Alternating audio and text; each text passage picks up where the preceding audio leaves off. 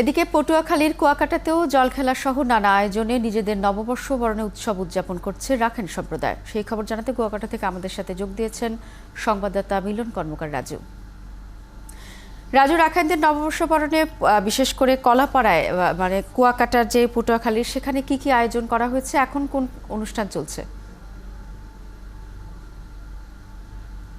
আপনি হয়তো দেখতে পাচ্ছেন যে এখন কিন্তু আসলে রাখাইনদের যে সাংগ্রামী অনুষ্ঠান সেটা কিন্তু শুরু হয়ে গেছে ইতিমধ্যে, এবং এখানে প্রাথমিক উদ্বোধন পর্বের পরপরই কিন্তু যে রাখাইন তরুণ তরুণীরা তারা কিন্তু যে নিজেদের সঙ্গীত এবং নৃত্যের যে শৈল্পিক যে সেটা তুলে ধরছে এই মুহূর্তে। এবং এই মুহূর্তে কিন্তু তা দেখতে কিন্তু কুয়াকাটা সৈকতের যে কেরানীপাড়ায় সেখানে কিন্তু আসলে রাখাইন সম্প্রদায়ের পাশাপাশি কুয়াকাটায় ভ্রমণে আসা পর্যটকরা ভর করছে।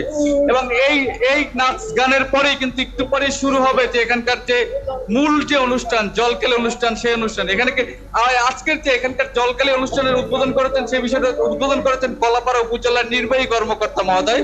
এবং এর বাইরে কিন্তু কুয়াকাটা পৌরমেয়র উপস্থিত ছিলেন। আপনি জানেন যে শত শত বছর ধরে কিন্তু কুয়াকাটায় জলকেলি অনুষ্ঠান হচ্ছে। রাখাইনদের যে বর্ষবরণ, নতুন বছরকে স্বাগত জানাতে এই বর্ষবরণের অনুষ্ঠানের আয়োজন করা হয় প্রতি বছর এই কেরানীপাড়া। এবং এই কেরানীপাড়ার উৎসবকে ঘিরে কিন্তু কলাপাড়ার যে 27টি রাখাইন পল্লী রয়েছে, রাখাইন পল্লীর নারী পুরুষরা কিন্তু এই উৎসবে যোগ দেয়। 3 দিন ব্যাপী অনুষ্ঠান চলবে এই কুয়াকাটায়। এবং 3 দিন ব্যাপী অনুষ্ঠানে কলাপাড়া উপজেলার বাইরেও বরগুনার তালতলী উপজেলার কিন্তু রাখাইন সম্প্রদায়ের নারী পুরুষরা অংশ নেয়।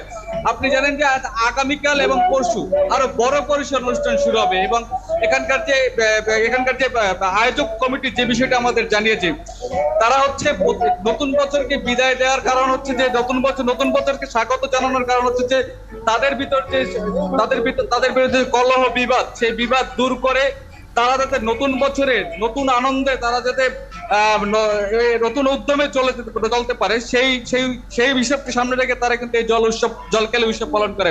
এবং আপনি দেখছেন যে জলকেলি উৎসবকে ঘিরে কুয়াকাটায় যে বৌদ্ধ মন্দির মাঠে যে নৌকা নির্মাণ করা হয়েছে, নৌকায় জল রাখা হয়েছে, পবিত্র জল রাখা হয়েছে। সেখানে প্রথম দফায় রাখাইন শিশু অংশ নিয়েছেন, রাখাইন শিশু নারী এবং পুরুষরা অংশ নিয়েছে। এই রাখাইনের শিশুদের অংশগ্রহণের পরে কিন্তু রাখাইন যে কিশোরীরা তারা শুরু করবে এবং এটি চলবে কিন্তু সন্ধ্যা পর্যন্ত চলবে। তারা বলছেন যে প্রতিদিন বিকাল 5টা থেকে 6টা থেকে এই প্রোগ্রামটা চলবে। এবং এই প্রোগ্রামে হয়তো এর বাইরে কিন্তু তাদের আরো বিভিন্ন সাংস্কৃতিক অনুষ্ঠান থাকবে। এবং সন্ধ্যার পরে কিন্তু এখানে স্থানীয় পূজা আরতির আয়োজন করা হয়েছে।